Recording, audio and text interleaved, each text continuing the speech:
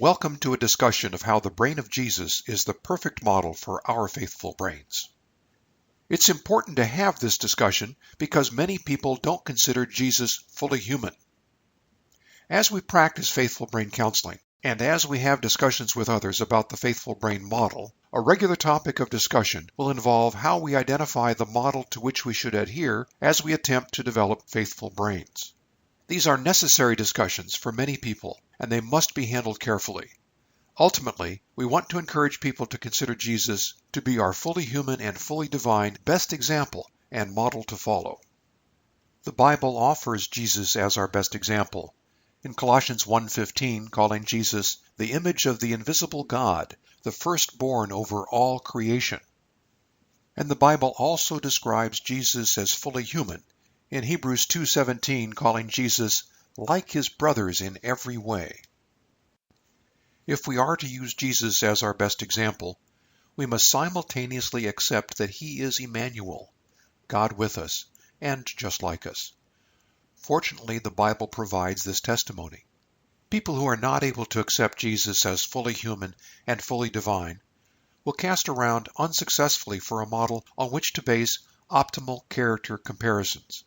As we participate with these people in faithful brain development, they will struggle due to a lack of clarity in this area. Thus, discussions with clients and others early in their experience of faithful brain development will help them come to accept the tension and the mystery between Jesus being fully human and fully divine, and accept that beautiful mystery that God provides to us. Jesus was born with a perfect brain that developed perfectly. Although our brains are like the brain of Jesus, they're different in two fundamental ways. The first difference between our brains and Jesus' brain is due to neural epigenesis, a process through which the effects of sin are passed down from one generation to the next. This is a very new area in neuroscience. Our experiences bring about changes in our genome, some of which are passed down through subsequent generations. These genetic changes are expressed in cells throughout the body, including nerve cells. The message from Colossians 1:15, that Jesus was the firstborn over all creation, makes it clear that Jesus had a perfect genome. We do not. The second difference between our brains and Jesus' brain is due to our sin that brings about changes here and now in our brains through the specific effects of neuroplasticity and the cumulative effects of sin on neurogenesis. Our trajectories of growth are very different from that experienced by Jesus. As a consequence, we can think about ourselves as having stunted growth, and our growth that has veered from God's design. To the degree that we do not engage in God's perfect will for our lives, and do not participate in concert with God's created reality, our bodies and our brains develop over the course of our lives suboptimally. In addition to being our best example, Jesus is also our best teacher. Though we are imperfect, once we are redeemed, we can embrace the lessons of Jesus to guide and nurture our own neurorehabilitation. Asking, "What would Jesus do?" is crucial to our brain health and development. And through the lessons of Jesus, we can participate with God to support the development of our brains to have life and have it to the full, as in John 10:10. Grace allows us to pierce our imperfection so that we can embrace the lessons of Jesus and use them as a model for optimal neurorehabilitation. And this was my own experience starting at about age 30. I began to read the Bible and continued to adjust my behavior to maintain integrity with the lessons of the Bible. This harnessed my neuroplasticity and protected my neurogenesis. Neuroplasticity in the service of God's will for our lives that places us in concert with God's created reality protects our neurogenesis by the secure love of God. This gives us the opportunity for a restart. When we depart from what the Apostle Paul calls the pattern of the world and start to live within God's perfect will for our lives, our brains rapidly grow with optimal brain health and development. It's never too late. God built deep redundancy and permanent potential into our brains. As we live lives honoring God and accepting Jesus as our Lord and Savior, we have what John calls in chapter 10 life, and have it to the full. What is most exciting about this is that our capacity for life to the full continues to increase as we move out into our potential. Although I often wish that I had started earlier in my journey with Christ, I'm amazed that starting as late as I did has allowed me to have as full a life as I am experiencing now. Everyone with whom I have journeyed along this path expresses the same grateful disbelief. So let's take a closer look at some of the neuroscientific fundamentals of brain health and development. Your brain developed from stem cells that began to turn into neurons, organized as what we call a neural tube at about 21 days after conception. Your brain developed about 1.1 million new neurons per hour through early childhood. After 9 months of gestation, the human brain has about 200 billion neurons.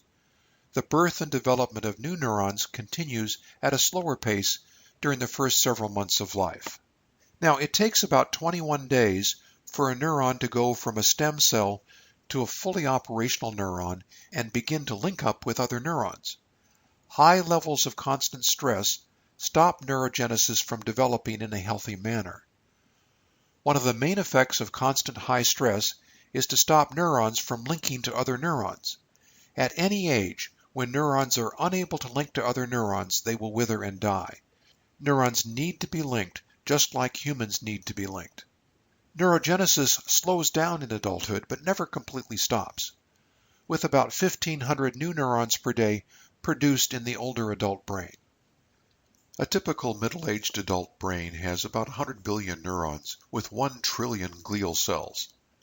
The glial cells, spelled G-L-I-A-L, provide support to the neurons, nourishing them and handling the brain's housekeeping when we are asleep. The brain is constantly changing. Neuroplasticity, neurogenesis, and synaptogenesis are ongoing, 24/7. As we know, neuroplasticity is the constant linking of neurons into new neural networks, and the unlinking of neural networks that are no longer needed or used. Neurons become linked to other neurons to allow the brain to perform necessary tasks. Neurons need to be linked to other neurons. Those that are not put into service and linked to other neurons will wither and die. The linking of the neurons is through synaptogenesis, the development of new synapses, which are the links between the tips of the axons of one neuron and the dendrites of the next neuron. These synapses are not actually physically linked, but bridged by neurochemicals that transmit the electrical signal from one neuron to the next neuron. The dendrites that receive the signal are very tiny filaments that are very fragile and easily damaged by stress. Actually, it's the cortisol that is a consequence of stress that causes the dendrites to wither and die. If too many of these dendrites wither and die, the neuron itself will wither and die.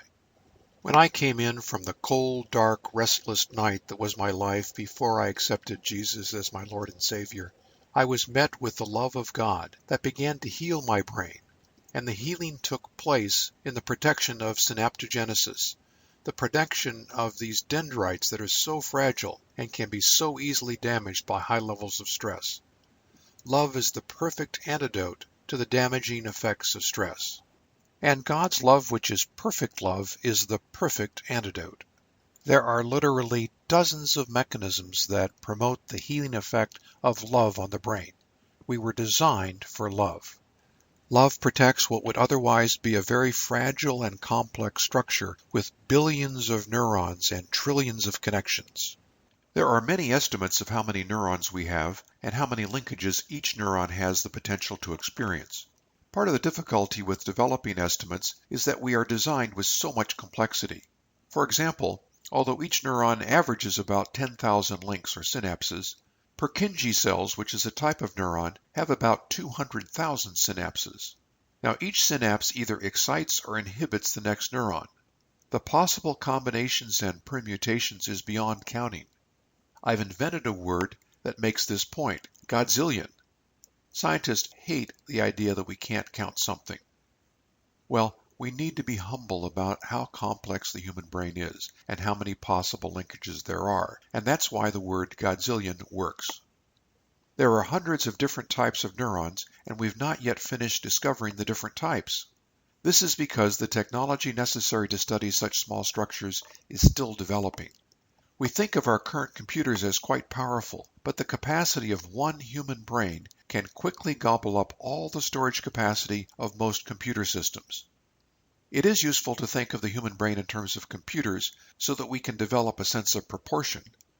But that thinking is limited because computers are hardwired and we are not. Our brains are always changing in response to experience. Some of the most sophisticated new computer designs are based on models of the human brain, but are inelegantly implemented with electronic circuits. These neural networks are the next step up from neurons in changing a piece of data into information. A neuron sends one signal that may be sufficient to produce a response, but anything above a very simple response requires a neural network. Neural networks are organized links of neurons developed by experience. Neuroconsolidation is the process by which neural networks are created and developed. Neural networks that are values-based guide the organization of our brains, which is why it is important to start developing values early in life. As neurons are born and develop, they are recruited through a process that involves experience. We only have a dim understanding of this, but they're recruited by a process that involves experience into neural networks. We call this process neuroconsolidation. Neuroconsolidation takes advantage of the neuroplastic properties of neurons and their synapses to organize information.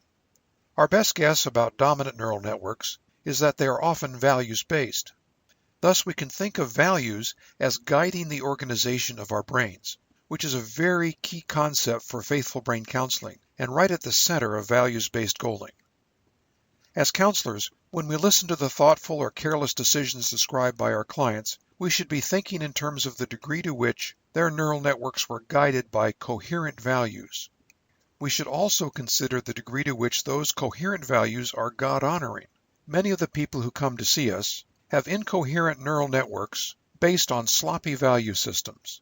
They are often confused and usually make choices that are inconsistent day to day and perhaps even hour to hour.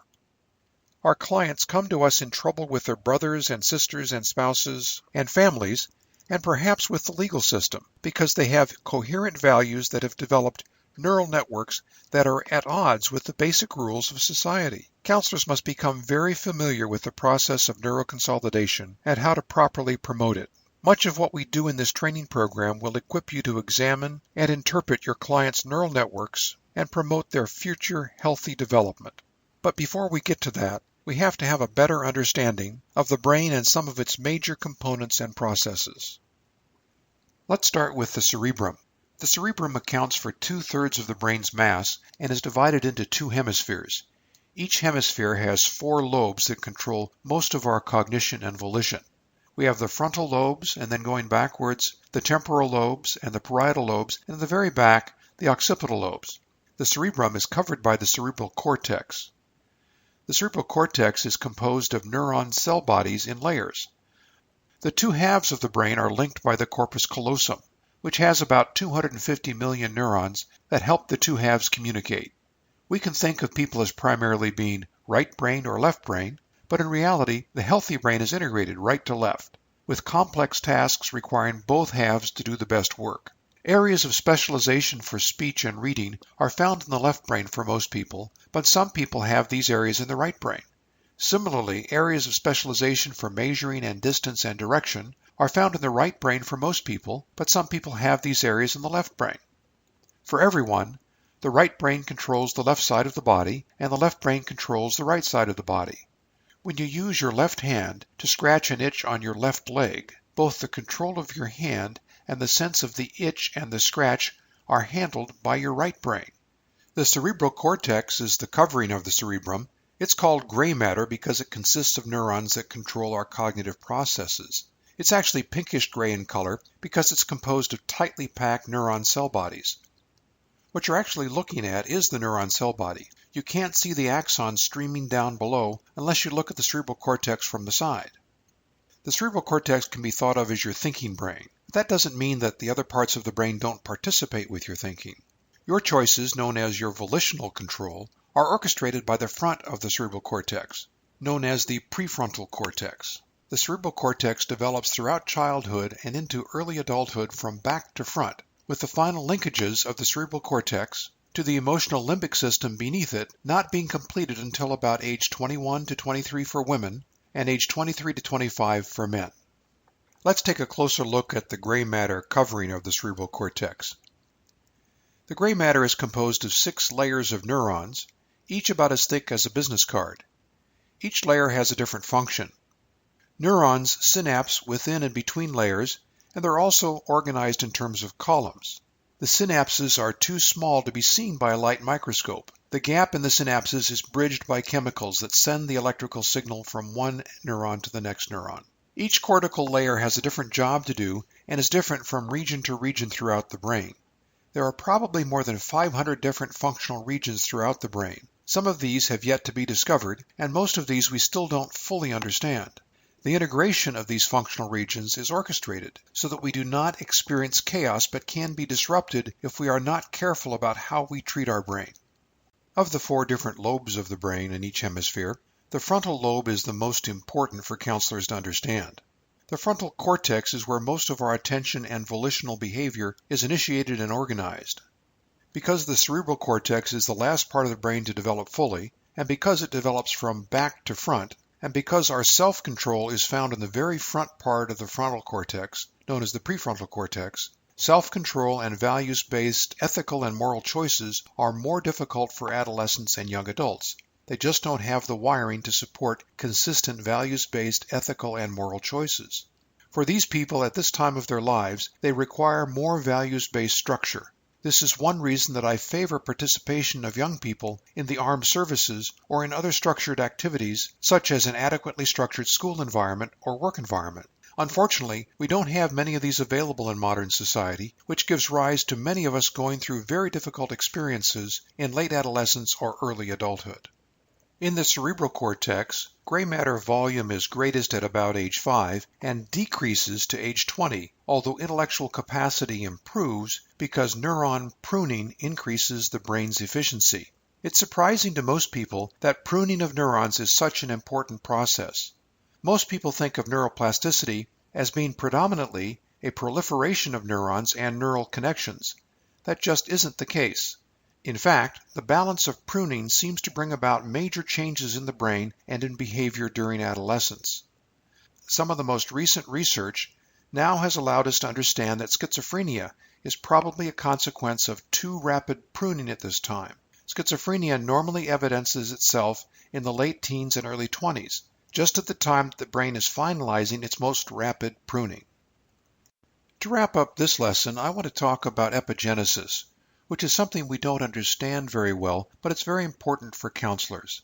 As we know, epigenesis is the switching on or off of genetic code directed by life experiences. Research is now finding support for how what the Bible calls the sins of the father are passed down to the next generation. Epigenesis appears to be the mechanism. It's a biological process that involves changes in the genetic code based on life experiences. Epigenesis can take place in any cell in the body and is now being explored as a possible cause of cancers. Neural epigenesis, that is, the epigenesis that takes place in neurons, seems to be brought about by early stressful experiences that cause enduring changes in brain health and function. Gene-based behavioral predispositions are expressed or lay dormant as experiences trigger epigenesis. Part of the reason that one identical twin develops a genetic psychological disorder, such as schizophrenia or depression, and the other does not, probably has to do with epigenesis and the interface between epigenesis and stress. Very recently, the National Institute of Mental Health has started to devote huge sums of money for research in this area. What is absolutely clear is that adolescence is a crucial time for triggering the onset of adult mental illness. We need to do a much better job with our teenagers and young adults. The church can do a lot in terms of helping young people develop values that lead to resilient character strengths. The church can also help families maintain the stability that an adolescent needs to avoid the expression of underlying genetic predispositions that can lead to adult mental illness. Christian counselors should be at the forefront of this work. To wrap up this foundational lesson, I want to give you the two main messages that I give my clients. First, your brain is your responsibility. It takes care of you better than you take care of it. And we need to be intentional about caring for our brains. It's the site of the most highly leveraged epigenesis of any component of our body. The second message is that your brain is your opportunity. God intended you to participate in your brain's care and development. The Bible provides you with necessary and sufficient guidance to care for your brain. Neuroscience helps to explain what's happening as we choose to follow or ignore Jesus. In addition to developing strategies to successfully fight mental illness, participating in our brain's care and development through our relationship with God by using Jesus as our model gives us a high expectation for successful growth. Reflect on the stressors that Jesus encountered and the resilience that Jesus demonstrated. To the degree that we can use Jesus as our example, our ability to avoid limiting our neurogenesis and dangerous neural epigenesis and degradation of our resilience is greatly enhanced. So, thank you for your time and attention. We've reached the end of Your Faithful Brain Foundational Lesson 2. We welcome your feedback. Please send ideas, questions, or concerns to the Faithful Brain Institute at www.faithfulbrain.com. Take care.